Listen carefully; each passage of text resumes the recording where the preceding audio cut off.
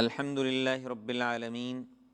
والصلاة والسلام علی سید الانبیاء والمرسلین وعلی آلہ الطیبین الطاہرین ومن تبعہم بإحسان الی یوم الدین اما بعد فقال اللہ تبارک وتعالی فی کلامہ المجید والفرقان الحمید اعوذ باللہ من الشیطان الرجیم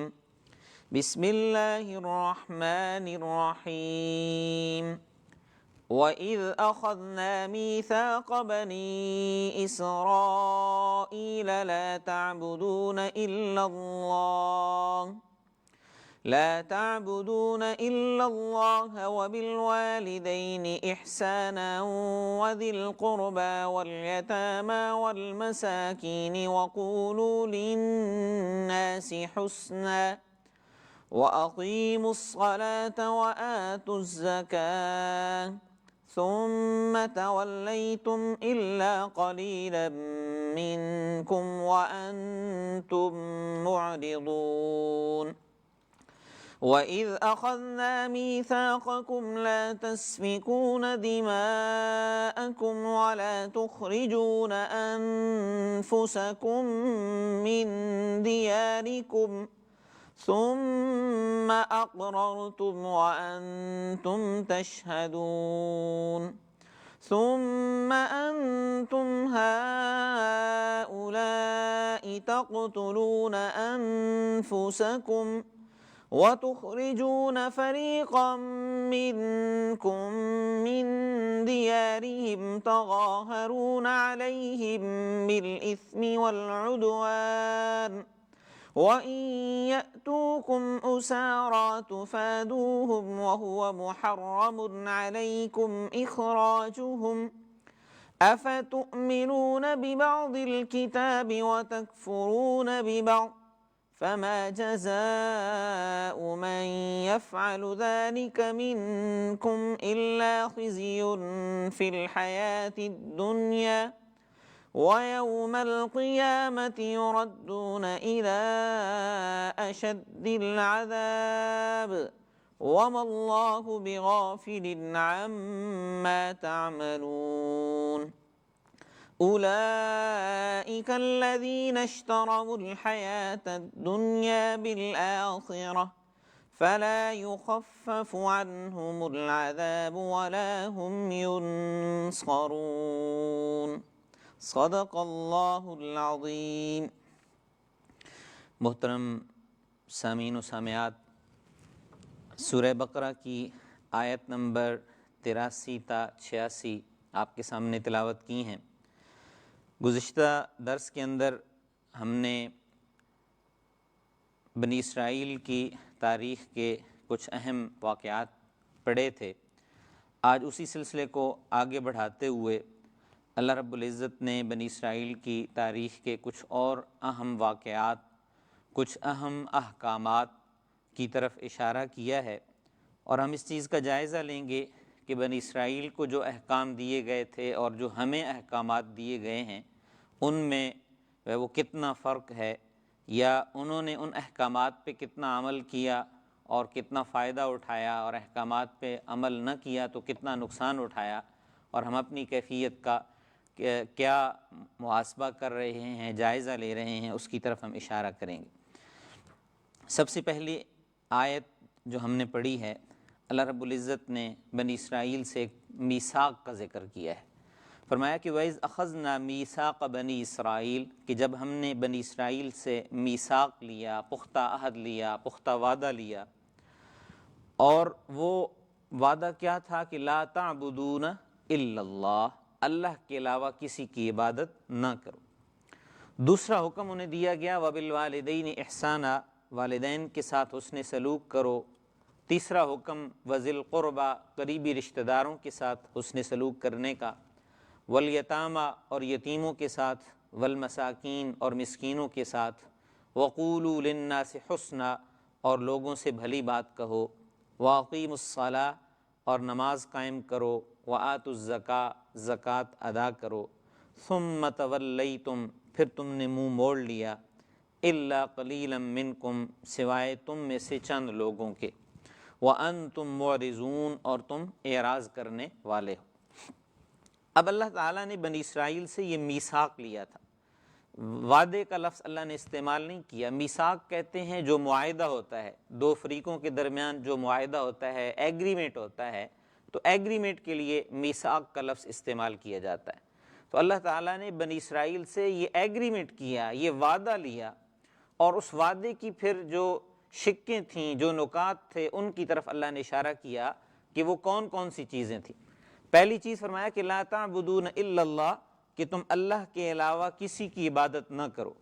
یعنی توحید کا اللہ تعالیٰ نے ان سے وعدہ لیا، بندگی رب کا اللہ نے ان سے وعدہ لیا کہ تم اللہ کے بندے ہو،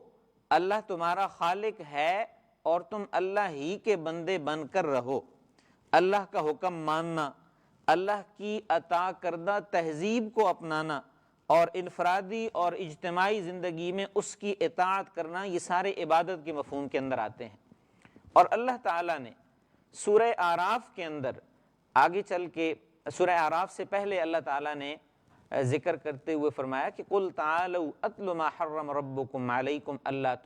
تُشْرِكُوا بِهِ شَيْئًا وَبِالْوَالِدَيْنِ إِحْسَانًا۔ قُلْ تَعَالَوْا، اے نبی صلی اللہ علیہ وسلم آپ لوگوں سے کہیے کہ تعالو، آؤ، میں تمہیں بتاتا ہوں کہ اللہ نے تم پر کون کون سی چیزیں حرام کی ہیں۔ ان میں سے پہلی چیز کہ تم اس کے ساتھ کسی کو شریک نہ ٹھہراؤ۔ تو یہی حکم ہمیں بھی دیا گیا ہے، اور یہی حکم انہی کو دیا گیا تھا۔ اور توحید کا مفہوم وہ ایک وسیع تر اصطلاح کے اندر آتا ہے۔ توحید صرف یہی نہیں ہے کہ ہم اللہ کی وحدانیت کا اقرار کر لیں۔ ہم کلمہ تو پڑھتے ہیں کہ اشہد ان لا الہ الا اللہ، کہ میں گواہی دیتا ہوں کہ اللہ کے علاوہ اور الہ نہیں ہے، لیکن اللہ کے علاوہ اور الہ نہیں ہے صرف یہ گواہی کی حد تک۔ ہماری عملی زندگی کے اندر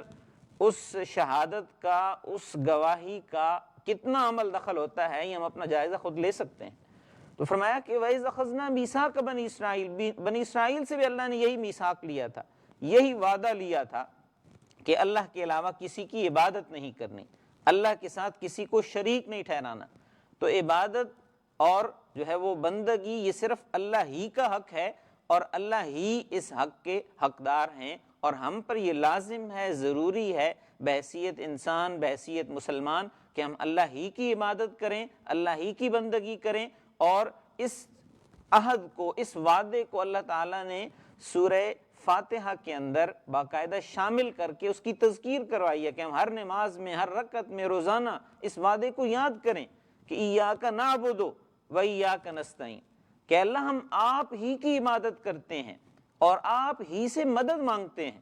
تو عبادت، بندگی، اطاعت، یہ ساری اس کی ضمن میں آتی ہیں۔ تو اللہ تعالیٰ نے بنی اسرائیل سے یہ وعدہ لیا تھا کہ تم اللہ کے علاوہ کسی کی عبادت نہ کرنا۔ اور اب میں نے عبادت کے وسیع تر مفہوم کی طرف اشارہ کیا ہے کہ اللہ تعالیٰ کے احکامات کی اطاعت کرنا، اللہ کے بتائے ہوئے ضابطۂ حیات کو اپنانا، اللہ نے جو تہذیب ہمارے لیے مقرر کی ہے، جو زندگی گزارنے کا سلیقہ اور طریقہ ہمیں بتایا ہے، تو یہ ساری چیزیں اس کی ضمن میں آتی ہیں اور اس کے مفہوم کے اندر آتی ہیں کہ ہم جب توحید کا اقرار کرتے ہیں، جب ہم اللہ کی وحدانیت کا اقرار کرتے ہیں، تو ہم یہ بات بھی ساتھ اس کا اقرار کر رہے ہوتے ہیں کہ ہم اللہ ہی کے نظام کو فالو کریں گے، ہم اللہ ہی کے بتائے ہوئے طریقے کے مطابق زندگی گزاریں گے، اور اللہ نے جو طریقہ، جو لائف سٹائل، جو تہذیب ہمارے لیے منتخب کیا ہے، پسند کیا ہے، اسی تہذیب کو ہم اپنائیں گے۔ فرمایا کہ لا تعبدون الا اللہ، کہ اللہ کے علاوہ کسی کی عبادت نہ کرنا، کسی کی بندگی نہ کرنا، اللہ کے بتائے ہوئے نظام سے ہٹ کر کسی اور نظام کو نہ اپنانا۔ وَبِالْوَالِدَيْنِ إِحْسَانًا، اور والدین کے ساتھ حسن سلوک کرنا۔ اب یہ قرآن کے اندر 4 مقامات پہ اللہ تعالیٰ نے عقیدہ توحید کے ساتھ والدین کے ساتھ حسن سلوک کو لازم کیا ہے۔ یہ جو آپ کے سامنے میں نے قُلْ تَعَالَوْا أَتْلُ مَا حَرَّمَ رَبُّكُمْ، اسی طرح وَقَضَىٰ رَبُّكَ أَلَّا تَعْبُدُوا إِلَّا إِيَّاهُ وَبِالْوَالِدَيْنِ إِحْسَانًا۔ یہ دیکھیں کہ قرآن کے اندر اللہ تعالیٰ بار بار اس چیز کا تذکرہ کر رہے ہیں کہ حقوق اللہ اور حقوق العباد، ان دونوں کو اللہ تعالیٰ اکٹھا لے کے چل رہے ہیں، پیرالل لے کے چل رہے ہیں، کہ اللہ تعالیٰ کی بندگی، اللہ کی اطاعت کا آپ جذبہ رکھتے ہیں، اس کا اقرار کرتے ہیں، تو آپ نے صرف حقوق اللہ ہی نہیں ادا کرنے ہیں بلکہ حقوق العباد بھی ادا کرنے ہیں۔ حقوق العباد کا بھی خیال کرنا ہے، اور حقوق العباد میں بنیادی اکائی، بنیادی اساس وہ والدین کے حقوق ہیں، کہ جو والدین کے حقوق کو پورا کرے گا اور پھر والدین کے ذریعے جو اس کے رشتہ دار بنے ہیں ان کے حقوق پورا کرے گا اور پھر عام انسانوں کے حقوق پورے کرے گا، تو وہ جو ہے وہ حقوق العباد کا۔ اب جو والدین کے حقوق پورے نہیں کرتا ہے تو پھر وہ دیگر انسانوں کے بھی حقوق کا خیال نہیں کرتا ہے۔ تو اس لیے سب سے زیادہ فوکس اور سب سے زیادہ جو تاکید کی گئی وہ والدین کے ساتھ حسن سلوک کرنے کی گئی ہے۔ اب یہاں پہ حسن سلوک کا مطلب کیا ہے؟ حسن سلوک صرف یہ نہیں ہے کہ ان کی ضروریات پوری کر دی جائیں، حسن سلوک صرف یہ نہیں ہے کہ ان کے ساتھ اچھے انداز میں بول لیا جائے، حسن سلوک میں ان کی دلجوئی بھی آتی ہے، حسن سلوک میں ان کی خدمت بھی آتی ہے، حسن سلوک میں ان کی پسند اور ناپسند کو ملحوظ رکھنا بھی آتا ہے، حسن سلوک کے اندر ان کو کمپنی دینا، ان کے ساتھ وقت گزارنا یہ بھی آتا ہے۔ تو یہ ایک ضروری عمل ہے کہ جس طرح بچوں کو والدین کی ضرورت ہوتی ہے، اسی طرح والدین جب بڑھاپے میں پہنچ جاتے ہیں تو ان کو اولاد کی ضرورت ہوتی ہے، ان کو کمپنی کی ضرورت ہوتی ہے، ان کو وقت کی ضرورت ہوتی ہے کہ وہ اپنے اولاد کے ساتھ، اپنے بچوں کے ساتھ بیٹھیں، گپ شپ کریں اور جو ہے وہ تنہائی محسوس نہ کریں۔ تو یہ چیز ہمیں سکھائی گئی ہے، اور اس حد تک کہ 15ویں پارے کے اندر اللہ تعالیٰ نے بڑی تفصیل کے اندر جا کے فرمایا کہ وَاخْفِضْ لَهُمَا جَنَاحَ الذُّلِّ مِنَ الرَّحْمَةِ وَقُلْ رَبِّ ارْحَمْهُمَا كَمَا رَبَّيَانِي صَغِيرًا، کہ ان کے آگے، والدین کے آگے اپنے بازو نرمی کے ساتھ جھکا لو، ان کے لیے دعائیں کرو۔ اب جن کے والدین حیات ہیں انہیں تو چاہیے کہ اپنے والدین کی خدمت کریں، وہ صرف والدین کی ضروریات پوری نہ کریں، وہ صرف جو ہے وہ والدین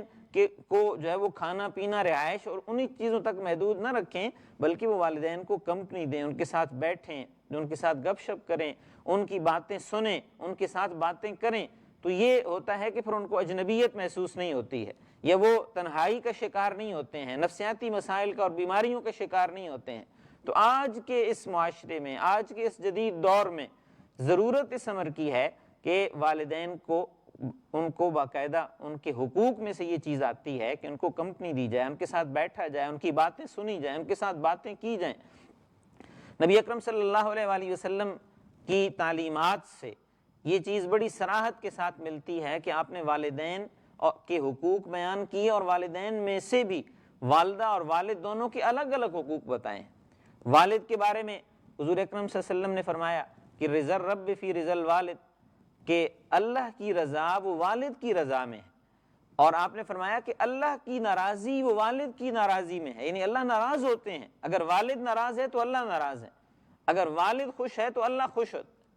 اور اسی طرح ایک بڑا مشہور واقعہ ہم سنتے ہیں کہ نبی اکرم صلی اللہ علیہ وآلہ وسلم کے پاس ایک بوڑھا آدمی آیا، اور اس نے آ کے حضور اکرم صلی اللہ علیہ وآلہ وسلم کو بتایا کہ یا رسول اللہ، یہ میرا بیٹا ہے، میں نے اس کو پالا ہے، پوسا ہے، پرورش کی ہے، بڑا کیا ہے، اور یہ جوان ہو گیا ہے، اب کمانے لگ گیا ہے، یہ خوشحال ہو گیا ہے، میں اب بوڑھا ہو گیا ہوں، کوئی کام نہیں کر سکتا، ٹھیک ہے۔ تو اس نے کیا کیا ہے کہ یہ اپنے مال و دولت کو مجھ سے روک لیا ہے، گویا کہ وہ میری ضروریات نہیں پوری کرتا ہے، وہ مجھ سے جو ہے وہ اجتناب کرتا ہے کہ یہ میری کمائی ہے، میں کما رہا ہوں۔ تو نبی اکرم صلی اللہ علیہ وآلہ وسلم نے فرمایا کہ تم اور تمہارا مال لے ابی کا، تمہارے والد کے ہیں، یعنی بندے کی اپنی مرضی پھر وہ نہیں رہی، حضور نے باقاعدہ اس کو کہا کہ تمہارا مال بھی اور تم بھی اپنے والد کے ہو، اور اپنے والد کی اطاعت کرو، اس کی خدمت کرو، اس کو راضی کرو، اس کو خوش کرو، اس کی دلجوئی کرو۔ اور آپ صلی اللہ علیہ وسلم نے فرمایا کہ 3 بد دعائیں ایسی ہیں کہ جو فوراً قبول ہوتی ہیں، ان کی قبولیت میں جو ہے وہ شک نہیں ہے۔ ان میں مظلوم کی بد دعا ہے، اسی طرح ان میں والدین کی دعا بھی اور بد دعا بھی آتی ہے، کہ والدین اگر وہ بد دعا کر دیتے ہیں تو پھر انسان کی باوجود ساری نعمتوں کے، باوجود ساری صلاحیتوں کے، اس کے اندر سے برکت ختم ہو جاتی ہے اور اس سے ساری چیزیں چھن جاتی ہیں۔ تو اگر انسان اپنے والدین کی دعائیں لے، وہ صرف کہہ کے دعائیں نہیں، ان کی خدمت کر کے کہ والدین خوش ہو کے دل سے دعائیں دے، تو یہ والد کی بات ہے۔ اور والدہ کی بات نبی اکرم صلی اللہ علیہ وسلم سے پوچھا گیا کہ سب سے زیادہ بندے پر حق کس کا ہے؟ تو آپ نے فرمایا ماں کا، تیری ماں کا تجھ پر سب سے زیادہ حق ہے۔ پھر پوچھا گیا، آپ نے پھر فرمایا، 3 دفعہ آپ نے فرمایا کہ ماں کا حق ہے، اور 4تھی دفعہ آپ نے فرمایا کہ باپ کا حق ہے۔ گویا کہ ماں اور باپ کے حقوق کے اندر بھی آپ نے یہ بتایا ہے کہ ماں، اس نے مشقت زیادہ اٹھائی ہے، اس نے تکلیف زیادہ سہی ہے، تو اس کی خدمت، اس کی اطاعت اور اس کی جو ہے وہ رضا کا جذبہ بھی زیادہ ہونا چاہیے۔ اور اسی طرح جو ہے وہ یہ بھی آپ صلی اللہ علیہ وسلم نے فرمایا کہ اپنے والدین کی طرف دیکھنا، ان کی طرف محبت بھری نگاہیں جو ہے وہ پھیرنا، تو یہ بھی ایک عبادت کا درجہ قرار دیا گیا ہے۔ تو یہ چیزیں ہمیں بتا رہی ہیں، اسلام کی تعلیمات ہمیں بتا رہی ہیں۔ تو یہ اللہ تعالیٰ نے بنی اسرائیل کو بھی یہی تعلیمات دی تھیں، اور اللہ نے ہمیں بھی یہی تعلیمات دی ہیں۔ اور اللہ تعالیٰ نے قرآن کے اندر اسی چیز کی طرف ذکر کرتے ہوئے فرمایا کہ میں نے دین مکمل کیا ہے، اپنی رہنمائی کو مکمل کیا ہے، اور وہ دین کا سلسلہ، اللہ کی طرف سے رہنمائی کا سلسلہ، ہدایت کا سلسلہ جو حضرت آدم علیہ السلام سے شروع ہوا تھا، وہ جناب سیدنا محمد مصطفیٰ صلی اللہ علیہ وآلہ وسلم پہ آ کے مکمل ہوا ہے۔ تو دین اسلام وہ جو ہے وہ اللہ تعالیٰ کے منتخب کردہ دین کی جو ہے وہ اپ ڈیٹڈ شکل ہے، وہ لیٹسٹ ورژن ہے۔ اب ہم پر یہ لازم ہے، ضروری ہے کہ اللہ تعالیٰ نے پہلی امتوں کو بھی یہی حکم دیا اور ہمیں بھی یہی حکم دیا، اللہ کی وحدانیت کا، توحید کے اقرار کا، اور والدین کے ساتھ حسن سلوک کرنے کا۔ اب اتنی زیادہ تاکید کیوں ہے کہ والدین کے ساتھ حسن سلوک کیا جائے، ان کی خدمت کی جائے، ان کی دلجوئی کی جائے؟ اور ایک مشہور روایت آپ نے اکثر سنی ہوگی کہ نبی اکرم صلی اللہ علیہ وآلہ وسلم ایک دن مسجد میں خطبہ دینے کے لیے تشریف لائے، تو ممبر کی سیڑھیوں پہ قدم رکھتے ہوئے آپ نے ہر سیڑھی پہ قدم رکھا اور آمین کہا۔ تو پوچھا گیا جب خطبے سے فارغ ہوئے کہ یا رسول اللہ آپ نے خلاف معمول یہ کہا ہے، تو حضور اکرم صلی اللہ علیہ وسلم نے اس موقع پر 3 باتیں کہی تھیں۔ تو آپ نے فرمایا کہ جبریل امین میرے پاس آئے، جب میں ممبر پہ آنے لگا تو انہوں نے کہا کہ ہلاک ہو جائے، برباد ہو جائے وہ شخص کہ جو رمضان کا مہینہ پائے اور پھر اپنی مغفرت اور نجات کا سامان نہ کر سکے۔ تو میں نے کہا آمین۔ پھر دوسرا آپ نے فرمایا کہ جبریل امین دوسری سیڑھی پہ جب میں نے قدم رکھا تو انہوں نے دوسری بد دعا کی کہ ہلاک ہو جائے وہ شخص کہ جو اپنے والدین یا والدین میں سے کسی ایک کو بڑھاپے کی حالت میں پائے اور پھر وہ ان کی خدمت کر کے اپنی نجات کا سامان نہ کر سکے۔ تو میں نے کہا آمین۔ اور تیسرا وہ فرمایا کہ ہلاک ہو جائے وہ شخص کہ جس کے سامنے آپ کا نام آئے اور وہ آپ پہ درود نہ پڑے صلی اللہ علیہ وسلم۔ تو یہ حضور اکرم صلی اللہ علیہ وسلم نے ان بد دعاؤں پہ آمین کہا، گویا کہ حضرت جبریل علیہ السلام نے بد دعا کی ہے جو فرشتوں کے سردار ہیں اور جو انبیاء کے امام ہیں، انہوں نے اس پر آمین کہی ہے۔ گویا کہ یہ ایک بڑی پختہ جو ہے وہ بد دعا ہے کہ اگر کوئی اپنے والدین کی خدمت نہیں کرتا ہے تو جن کے والدین زندہ ہیں انہیں یہ چاہیے، والدین زندہ ہیں، والدین میں سے کوئی ایک زندہ ہے، وہ ان کی خدمت کریں، ان کی دلجوئی کریں، ان کے ساتھ جو ہے وہ بیٹھیں، ان کو وقت دیں، ان کو کمپنی دیں۔ اور جن کے والدین اس دنیا سے رخصت ہو گئے ہیں تو وہ ان کی جو ہے وہ ان کے لیے دعائیں کریں، ان کی طرف سے صدقہ کریں، اور جن باتوں کو وہ پسند کرتے تھے وہ ان کاموں کو اپنائیں۔ چونکہ نبی اکرم صلی اللہ علیہ وسلم کا یہ فرمان ہے، آپ نے فرمایا کہ بندہ دنیا سے چلا جاتا ہے تو اس کے اعمال کا سلسلہ ختم ہو جاتا ہے،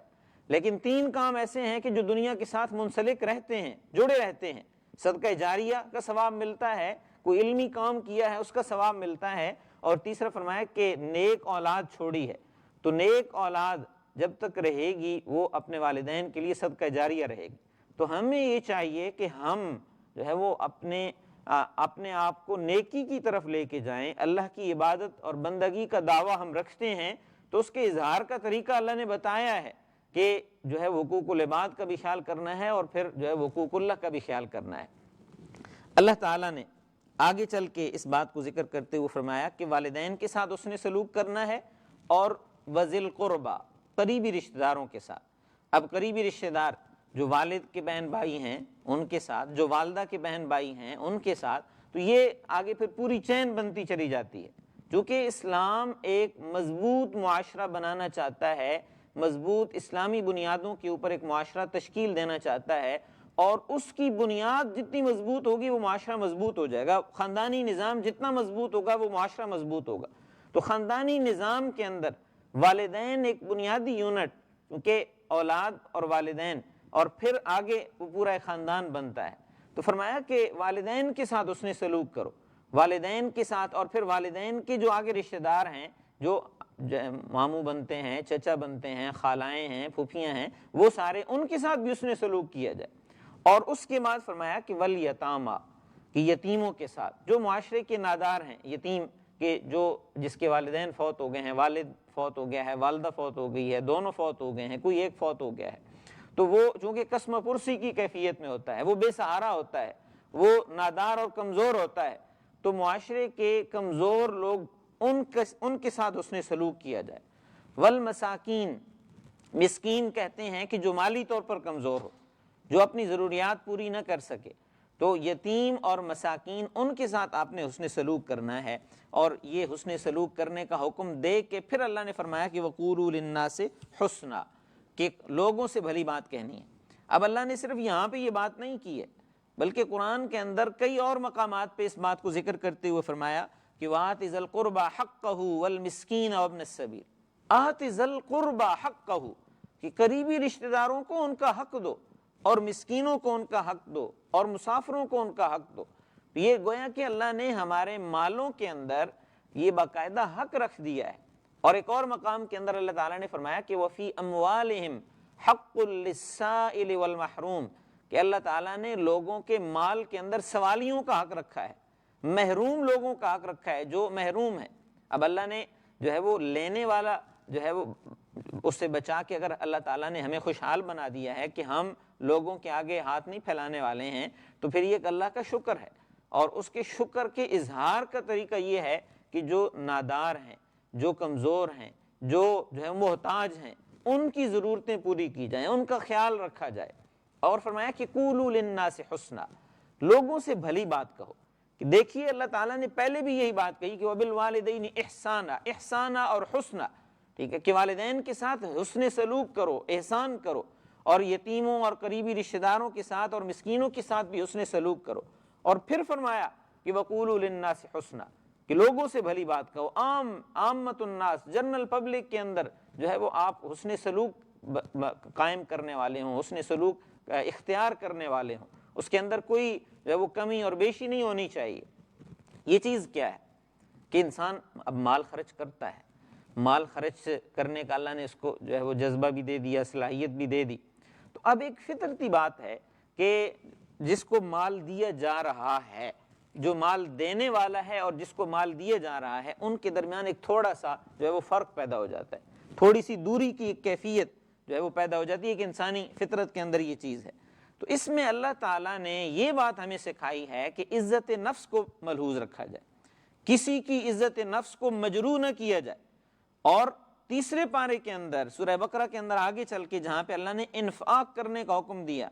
اور ایک دانے کی مثال کو 700 جو ہے وہ تک بڑھایا، تو وہاں پہ اللہ تعالیٰ نے یہ بات بھی ذکر کی کہ لا تبطلوا صدقاتکم بالمن والاذى،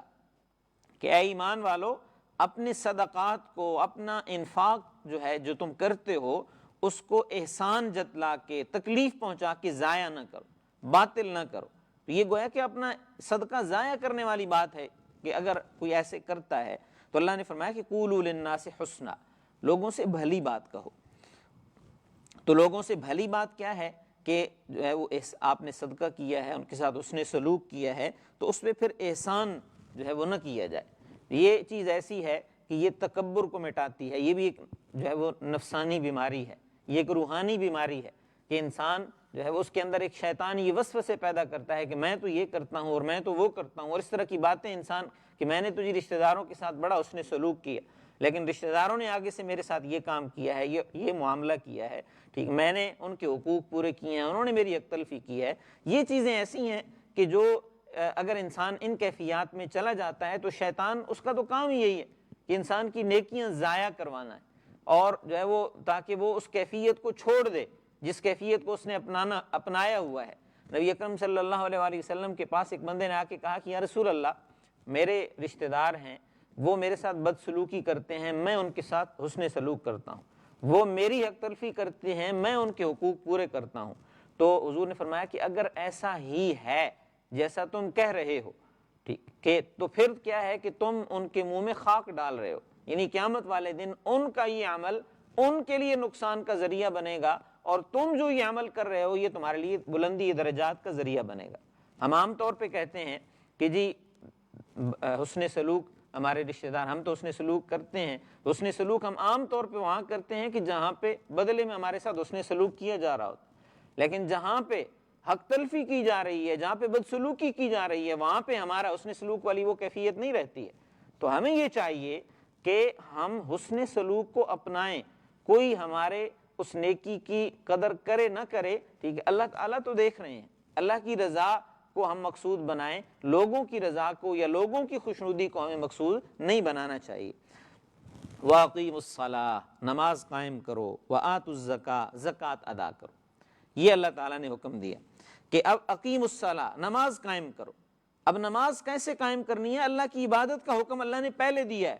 ٹھیک ہے، اللہ کی عبادت کرنی ہے، اور اللہ کی عبادت کے اظہار کا طریقہ کیا ہے کہ دن میں 5 وقت اللہ کی نماز، اللہ کے حکم کی بجاوری کے لیے اس سے دعائیں کی جائیں، آہوزاریاں کی جائیں، سارے کام چھوڑ کے، اپنا آرام چھوڑ کے اللہ کے حضور کھڑے ہو جایا جائے، اپنی عاجزی کا، بے بسی کا، اپنی کمزوری کا اعتراف کر لیا جائے۔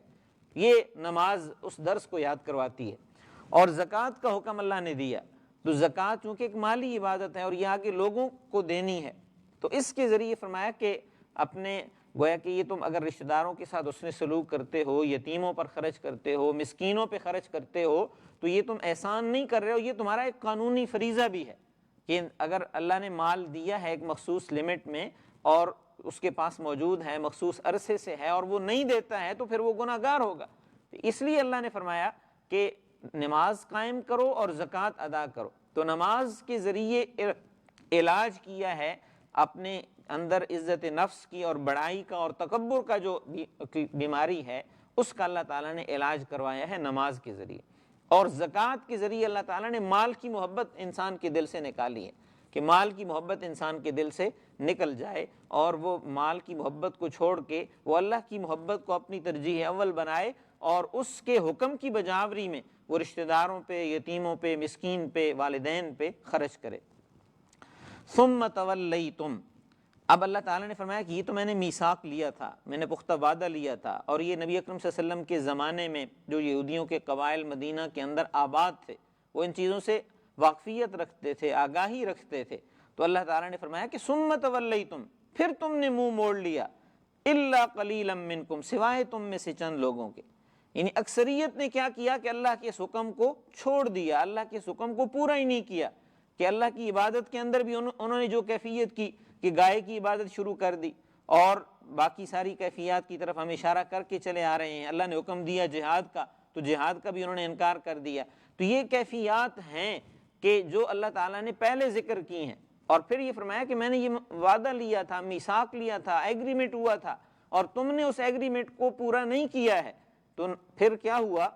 کہ ثم تولیتم، تم نے منہ موڑ لیا، اس ایگریمنٹ کو پورا نہیں کیا، الا قلیلا منکم، چند لوگ تھے، قلیل لوگ تھے، کثیر نہیں تھے، قلیل تھے، تھوڑے تھے کہ جنہوں نے اس وعدے کو پورا کیا ہے۔ وَأَنْتُمْ مُعْرِضُونَ، اور تم اعراض کرنے والے تھے، تم اس سے منہ موڑنے والے تھے اللہ کے حکم کو۔ اور آج اگر ہم اپنی کیفیت کو دیکھیں تو ہماری کیفیت کیا ہے؟ اللہ تعالیٰ نے یہ احکامات ہمیں بھی دیے ہیں، ہم ان احکامات کو کتنا پورا کر رہے ہیں؟ اور اس کی جب ہم اس کا جائزہ لیتے ہیں، اپنے گریبان میں جھانکتے ہیں تو ہمیں اپنی کیفیت نظر آ جاتی ہے۔ اس کے بعد پھر ہم اپنے موجودہ حالات کا جائزہ لیتے ہیں کہ امت مسلمہ اس وقت جن مسائل سے دوچار ہے بحیثیت امت، تو وہ مسائل، یہ تاریخ کے اندر بنی اسرائیل ان مسائل سے گزری ہے، اور کیوں گزری ہے؟ اللہ کے احکامات کو چھوڑنے کی وجہ سے۔ اور ہم کیوں گزر رہے ہیں؟ ہم بھی اللہ کے احکامات کو چھوڑنے کی وجہ سے گزر رہے ہیں، اور اس کا علاج کیا ہے کہ ہم اللہ کے احکامات کو پورا پورا اپنا لیں۔ وَإِذْ أَخَذْنَا مِيثَاقَكُمْ، یہ اب دوسری آیت ہے، یہ ایک دوسرا میثاق تھا، یہ پہلا میثاق اور دوسرا میثاق۔ فرمایا کہ وَإِذْ أَخَذْنَا، اور جب ہم نے لیا، مِيثَاقَكُمْ، تم سے پختہ عہد، تم سے معاہدہ کیا، اور معاہدہ کیا تھا کہ لَا تَسْفِكُونَ دِمَاءَكُمْ، کہ تم خون نہ بہاؤ، لا تسفکون، تم نہ بہاؤ، دماءکم، خون،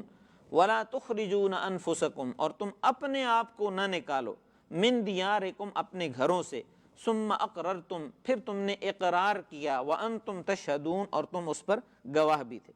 تو یہ بنی اسرائیل کی ایک دوسری روش اللہ تعالیٰ نے ذکر کی کہ اللہ نے فرمایا کہ تم ایک دوسرے کو قتل نہ کرو۔ دماءکم کے جو الفاظ ہیں، یہ جو کم کا لفظ ہے، ضمیر ہے، یہ چیز بتا رہی ہے کہ تم اپنا خون نہ بہاؤ۔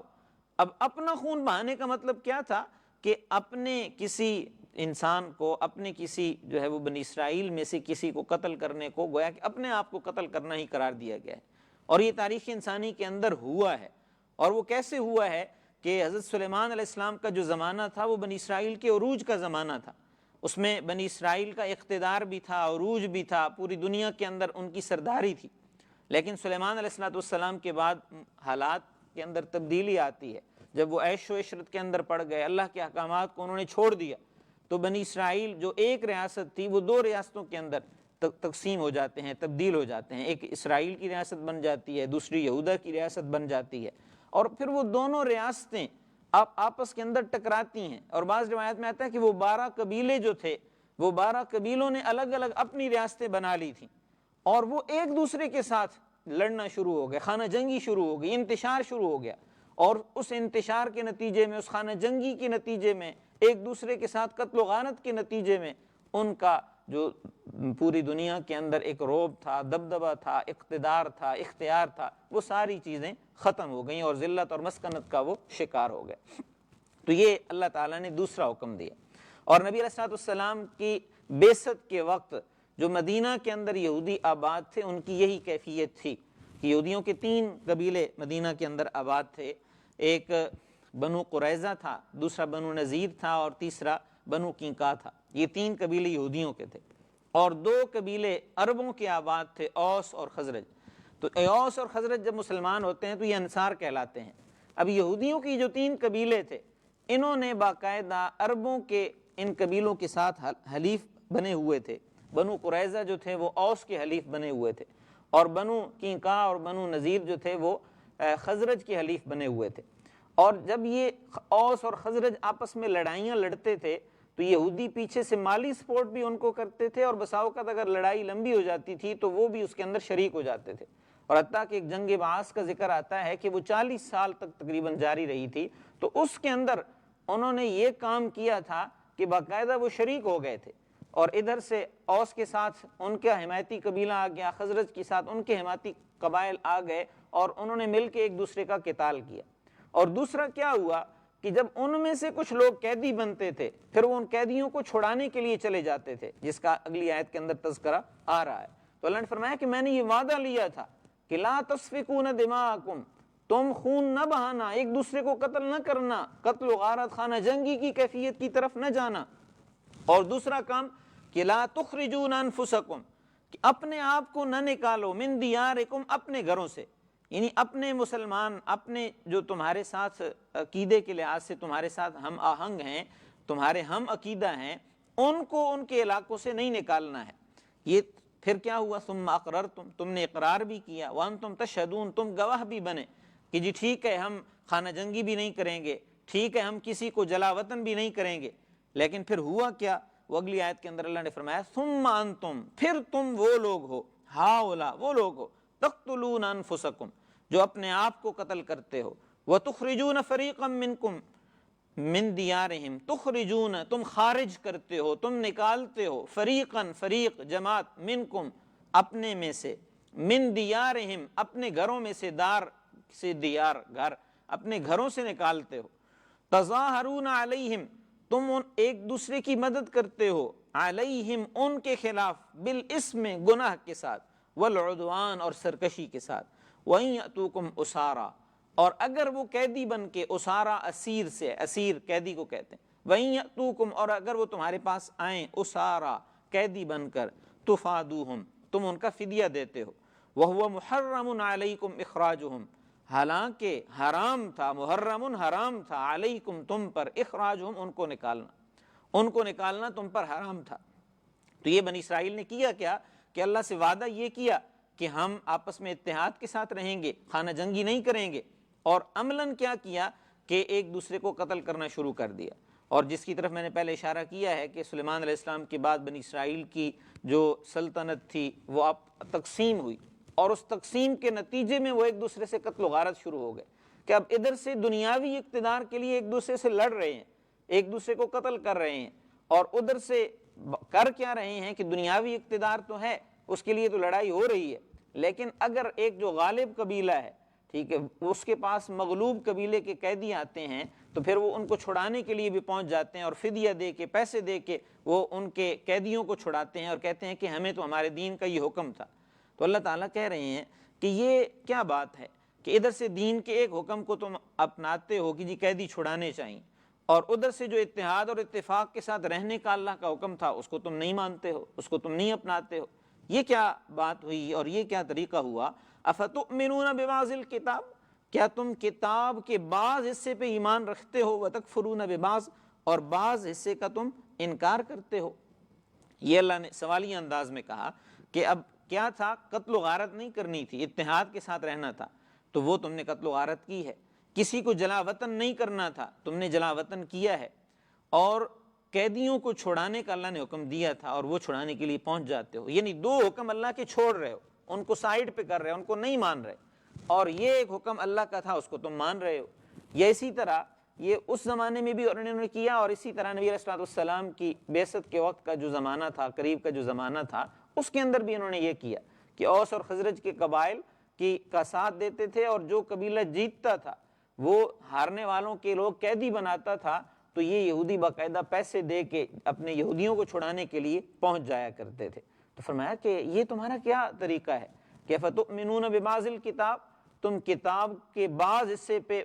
ایمان رکھتے ہو۔ ایمان رکھتے ہو کا مطلب کیا ہے کہ بعض حکم مانتے ہو اور بعض کا کفر کرتے ہو، یعنی بعض پہ تم ایمان نہیں رکھتے ہو، بعض کو تم نہیں مانتے ہو، اپنی مرضی کرتے ہو۔ فرمایا کہ جو بھی یہ کام کرتا ہے، یہ اللہ نے یہاں پہ اب یہاں سے ایک یونیورسل رول بنایا ہے، اور یہ رول ہمارے اوپر بھی امپلیمنٹ ہوتا ہے۔ فرمایا کہ فما جزاء من یفعل ذلک منکم، فما جزا، پس نہیں ہے جزا، نہیں ہے بدلہ، من یفعل ذلک منکم، جو تم میں سے یہ کام کرتا ہے، الا خزی فی الحیات الدنیا، سوائے دنیا کی زندگی کی رسوائی کے، یعنی دنیا کے اندر انہوں نے رسوا ہونا ہے جو یہ کام کرتے ہیں کہ کتاب کے بعض حصوں پہ ایمان رکھتے ہیں اور بعض پہ نہیں رکھتے ہیں۔ آج امت مسلمہ کی حالات کی طرف میں نے اشارہ کیا ہے کہ جن حالات کا ہم سامنا کر رہے ہیں، جن حالات سے ہم گزر رہے ہیں، وہ کس وجہ سے ہیں کہ ہم نے قرآن کے بعض احکامات کو لے لیا ہے اور بعض احکامات ہم نے چھوڑ دیے ہیں۔ افتؤمنون ببعض الکتاب وتکفرون ببعض کی عملی تفسیر ہم بنے ہوئے ہیں۔ اور فما جزاء من یفعل ذلک منکم الا خزی فی الحیات الدنیا، دنیا کے اندر رسوائی کا سامنا بھی ہم کر رہے ہیں۔ اس وقت دنیا کے اندر کہیں پہ بھی اگر کوئی بات ہوتی ہے، ٹھیک ہے، تو اس کو مورد الزام ٹھہرانے کے لیے کیا ہوتا ہے کہ جی کوئی مسلمان ہے جس نے یہ کام کیا،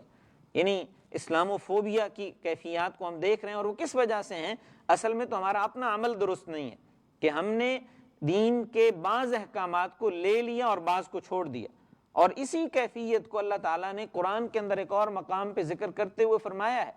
کہ افرأیت من اتخذ الہہ ہوا، کیا آپ نے اس شخص کی طرف دیکھا ہے کہ جس نے اپنی خواہشات کو الہ بنا لیا ہے؟ اب خواہشات کو الہ بنانے کا مطلب کیا ہے؟ خواہشات کو الہ بنانے کا مطلب یہ ہے کہ خواہشات کے مطابق دین کی جو چیز ہے، اللہ کا جو حکم ہے وہ تو لے لیا، اور جہاں پہ اللہ کا حکم وہ خواہشات کے اوپر زد ڈالتا ہے، خواہشات کی راہ میں رکاوٹ بنتا ہے، تو وہاں اللہ کے حکم کی راہ میں تعویل کرنے کی کوشش کی جاتی ہے، اس میں سے کوئی ہیلے بہانے کر کے نکلنے کی کوشش اور بچنے کی کوشش کی جاتی ہے۔ تو یہی تو چیز ہے کہ کتاب کے بعض حصے پہ ایمان لانا اور بعض حصے پہ ایمان نہ لانا۔ فرمایا جو لوگ یہ کام کرتے ہیں، یہ اللہ نے اصول بنا دیا ہے کہ کتاب اللہ کے بعض احکامات کو مانتے ہیں، بعض کو نہیں مانتے ہیں، تو ان کا انجام کیا ہے؟ الا خزی فی الحیات الدنیا، دنیا کے اندر رسوا ہونا ہے۔ اور یہ دنیا کی رسوائی تو ہے ہی ہے جس سے ہم گزر رہے ہیں۔ بنی اسرائیل کی ہم تاریخ پڑھ رہے ہیں، بنی اسرائیل کی تاریخ موجود ہے کہ وہ دنیا کے اندر ذلت و مسکنت کا شکار ہوئے ہیں، تو وہ اس وجہ سے ہوئے ہیں کہ انہوں نے اللہ کے احکامات کو چھوڑا ہے، بعض چیزیں مانی ہیں، بعض کو چھوڑ دیا ہے۔ اور آج ہم جس کیفیت سے گزر رہے ہیں وہ بھی اسی وجہ سے ہے کہ ہم نے دین کے بعض احکامات کو لے لیا ہے اور بعض احکامات میں ہم جو ہے وہ اس کو ہیلے بہانے کر کے چھوڑنے کی کوشش کرتے ہیں، اور چھوڑ دیا ہے ہم نے عملی طور پہ۔ تو فرمایا کہ دنیا کی زندگی کے اندر رسوائی، وَيَوْمَ الْقِيَامَةِ يُرَدُّونَ إِلَىٰ أَشَدِّ الْعَذَابِ، اور قیامت والے دن ان کو سخت عذاب کی طرف پھیرا جائے گا۔ دنیا کے اندر رسوائی ہے اور قیامت والے دن کا سخت عذاب ہے۔ اور فرمایا کہ وَمَا اللَّهُ بِغَافِلٍ عَمَّا تَعْمَلُونَ، اللہ تمہارے اعمال سے غافل نہیں ہے، اللہ جانتا ہے کہ تم کیا عمل کر رہے ہو۔ اس کے بعد اللہ تعالیٰ نے اس ساری صورتحال پہ تبصرہ کرتے ہوئے، سم اپ کرتے ہوئے، خلاصہ بیان کرتے ہوئے فرمایا کہ یہ کام یہ کیوں کر رہے ہیں؟ بنی اسرائیل ان کیفیات کا شکار کیوں ہوئے؟ اولئک الذین، یہ وہ لوگ ہیں، اشتروا، جنہوں نے خرید لیا، الحیات الدنیا، دنیا کی زندگی کو، بالآخرت، آخرت کے مقابلے میں، فلا یخفف عنہم العذاب، بس ان سے عذاب ہلکا نہیں کیا جائے گا، ولا ہم ینصرون، اور نہ ان کی مدد کی جائے گی۔ تو اللہ نے فرمایا کہ انہوں نے دنیا کی زندگی کو خرید لیا ہے آخرت کے بدلے میں۔ اب دنیا کی زندگی کو خریدنے کا مطلب کیا ہے؟ خریداری کا لفظ اللہ نے استعمال کیا ہے، تو خریداری کا مقصد کیا ہوتا ہے؟ اب زبردستی خریداری نہیں ہوتی۔ اب جب تک گاہک جو ہوتا ہے، کسٹمر جو ہوتا ہے، کسٹمر اپنی مرضی سے چیز لیتا ہے، گاہک زبردستی، دکاندار زبردستی کسٹمر کو چیز نہیں بیچ سکتا ہے جب تک کسٹمر کی اپنی مرضی نہ ہو۔ تو اس لیے فرمایا کہ تم نے دنیا کی زندگی کو خرید لیا ہے، تم نے خود جو ہے وہ تم کسٹمر بن گئے ہو، تم نے ایک چیز کو ترجیح دے دی ہے۔ یہ ترجیح کا مقصد ہوتا ہے، یعنی یہ خریداری کا لفظ اللہ نے ترجیح کے طور پہ استعمال کیا ہے کہ تم نے کیا کیا ہے کہ دو چیزیں تمہارے سامنے تھی، دنیا کی زندگی تھی، آخرت کی زندگی تھی، اور تم نے پریفرنس کس چیز کو دی ہے؟ تم نے پریفرنس دنیا کی زندگی کو دی ہے، دنیاوی مفادات کو دی ہے، اور چھوڑ کس چیز کو دیا ہے؟ آخرت کی زندگی کو چھوڑ دیا، آخرت کے انجام کو تم نے چھوڑ دیا۔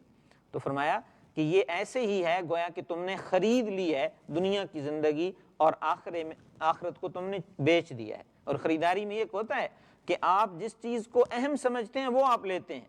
اور جس چیز کو کم اہم سمجھتے ہیں وہ آپ دیتے ہیں۔ جس طرح پرانے زمانے جب کرنسی نہیں ہوتی تھی تو اس دور میں کیا ہوتا تھا؟ بارٹر سسٹم ہوتا تھا کہ ایک جو ہے وہ اپنی کوئی چیز جو ہے وہ کسی کا کام کر دیتا تھا، کسی کی جس پروفیشن میں وہ ماہر ہوتا تھا وہ کرتا تھا، اور بدلے میں اس کو دوسری چیز ملتی تھی۔ یا اسی طرح جو ہے وہ سونا چاندی دے کے کھانے کی چیزیں خریدی جاتی، تو اس کا مطلب یہ ہے کہ سونے کی اہمیت نہیں ہے، کھانے پینے کی چیزوں کی اہمیت ہے، پیسے کی اہمیت نہیں ہے، کپڑے اور جو چیزیں خریدی جا رہی ہیں ان کی اہمیت ہے، پیسہ دیا جا رہا ہے۔ تو گویا کہ آخرت کو دیا جا رہا ہے اور دنیا کی زندگی لی جا رہی ہے، یہ گویا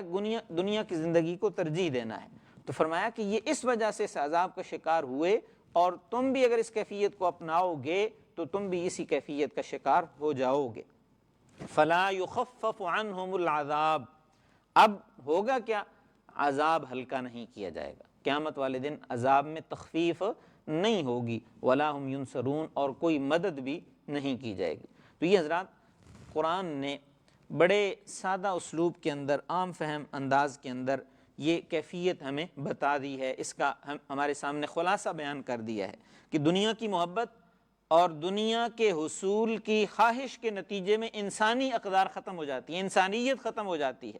پھر جو ہے وہ سب سے بڑی ترجیح وہ دنیاوی مفادات اور دنیاوی جو ہے وہ لذات کا حصول ہو جاتا ہے، دنیاوی نعمتوں کا حصول ہو جاتا ہے، اور اس کے لیے پھر وہ اپنے پرائے کی تمیز، اسی طرح حلال حرام کی تمیز، اور وہ ساری کیفیات ختم ہو جاتی ہیں۔ تو اس لیے اللہ تعالیٰ نے قرآن کے اس رکوع کے اندر سب سے پہلے تو ہمیں یہ چیز بتائی ہے کہ بنی اسرائیل کو جو اللہ نے احکامات دیے، اور پھر ان احکامات کے ساتھ انہوں نے کیا کیا، تو پھر جس انجام سے وہ دوچار ہوئے وہ بھی اللہ نے قرآن کے اندر ذکر کر دیا، اور وجہ بھی بتا دی کہ کس وجہ سے انہوں نے یہ کام کیا تھا۔ اور اس کے بعد ہم نے اس بات کا جائزہ لیا ہے کہ انہیں جو احکامات انہیں دیے گئے تھے وہی احکامات ہمیں بھی دیے گئے ہیں، اور انہوں نے اللہ کے احکامات کے ساتھ کیا کیا، ہم بھی اسی کیفیت میں انہی کے نقش قدم پہ چل رہے ہیں۔ اور جس انجام سے وہ دوچار ہوئے، اگر ہم نے اپنے اندر رجوع کی کیفیت نہ پیدا کی، ہم اللہ کی طرف نہ پلٹے، اپنے عمل کی اصلاح نہ کی، تو اللہ نہ کرے کہ ہم بھی اسی کیفیت کا شکار ہوں گے۔ اللہ تعالیٰ کا ایک اصول کامن ہے، اللہ نے جو قانون بنایا ہے وہ سب کے لیے ہے، اور اس کے اندر کوئی تبدیلی نہیں ہے۔ ایک امت اگر اس نے اس اللہ کے اس حکم کی نافرمانی کی ہے، عذاب کا شکار ہوئی ہے، تو اگر ہم اس نافرمانی کا ارتکاب کریں گے تو ہم بھی جو ہے وہ اللہ کے عذاب کا شکار ہوں گے۔ اس لیے ہمیں یہ چاہیے کہ ہم توبہ کریں، استغفار کریں، اپنے گناہوں پہ نادم ہوں، حقوق اللہ کو پورا کریں، حقوق العباد کا خیال کریں، ان کی ادائیگی کی کوشش کریں، اور جو کمی کوتاہی ہو اس پہ اللہ سے معافی مانگیں، استغفار کریں۔ اللہ تعالیٰ سے دعا ہے کہ اللہ تعالیٰ ہمیں قرآن و سنت کا فہم حاصل کرنے کی اور اس کے مطابق زندگی گزارنے کی توفیق عطا فرمائیں۔ وآخر دعوانا ان الحمد للہ رب العالمین۔ آمین۔ الحمد للہ رب العالمین۔ والصلاة والسلام على سید الانبیاء والمرسلین ربنا آتنا فی الدنیا حسنہ وفی الآخرۃ حسنہ وقنا عذاب النار یا فاطر السماوات والارض انت ولینا فی الدنیا والآخرہ توفنا مسلما والحقنا بالصالحین۔ الہ العالمین ہمیں قرآن کا فہم حاصل کرنے کی اور قرآن پر عمل کرنے کی توفیق عطا فرما۔ الہ العالمین نبی اکرم صلی اللہ علیہ وآلہ وسلم کی سیرت کو پڑھنے کی، سمجھنے کی اور اس پر عمل پیرا ہونے کی توفیق عطا فرما۔ الہ العالمین دنیا کے اوپر ہمیں کلمہ طیبہ کے مطابق زندگی گزارنے کی توفیق عطا فرما۔ الہ العالمین دنیا کے مسلمانوں پہ اپنا کرم فرما، مہربانی فرما، مسلمانوں کو آپس میں اتحاد اتفاق عطا فرما، قرآن اور سنت کو سمجھنے والا اور قرآن و سنت پر قائم ہونے والا بنا۔ الہ العالمین جو لوگ پریشان حال ہیں، ہمارے ساتھی اعزاء و اقربا، الہ العالمین اپنے خصوصی فضل سے ہمارے ساتھیوں کی، ہم سب کی پریشانیاں دور فرما، اپنے خصوصی فضل سے سکون قلب عطا فرما، اپنے خصوصی فضل سے، اپنے خصوصی توفیق سے اپنی اطاعت کا جذبہ ہمارے دلوں کے اندر پیدا فرما اور اطاعت کرنے کی توفیق عطا فرما۔ الہ العالمین ہم میں سے جن کے اعزاء و اقربا دنیا سے رخصت ہوئے ان کے درجات بلند فرما، بالخصوص محترم سراج الحق صاحب کی والدہ، آج ان کا انتقال ہوا، الہ العالمین اپنے خصوصی فضل سے ان کے درجات بلند فرما۔ الہ العالمین ان کے ورثاء کو، ان کے لواحقین کو، محترم سراج الحق صاحب کو صبر عطا فرما، ان کے لواحقین کو اس صدمہ برداشت کرنے کی توفیق عطا فرما۔ الہ العالمین ہم میں سے جن کے والدین حیات ہیں انہیں اپنے والدین کی خدمت کرنے کی توفیق عطا فرما، جن کے والدین یا والدین میں سے کوئی ایک اس دنیا سے رخصت ہو گیا ہے ان کے درجات کو بلند فرما، ان کی اولاد کو ان کے لیے صدقہ جاریہ بنا۔ الہ العالمین ہم میں سے جو لوگ صاحب اولاد ہیں ان کی اولاد کو ان کی آنکھوں کی ٹھنڈک بنا، جو لوگ اولاد سے محروم ہیں انہیں نیک صالح اولاد عطا فرما، رزق حلال کمانے کی اور رزق حلال پہ قناعت اختیار کرنے کی توفیق عطا فرما۔ ربنا تقبل منا انک انت السمیع العلیم وتب علینا انک انت التواب الرحیم، وصلی اللہ تعالی علی النبی الکریم محمد وعلی آلہ وصحبہ اجمعین برحمتک یا ارحم الراحمین۔ اگر کوئی سوال ہو تو آپ کمنٹ کے اندر لکھ سکتے ہیں اور کمنٹ کے اندر پھر اس کا جواب دے دیا جائے گا۔ بہت شکریہ، جزاک اللہ خیرہ۔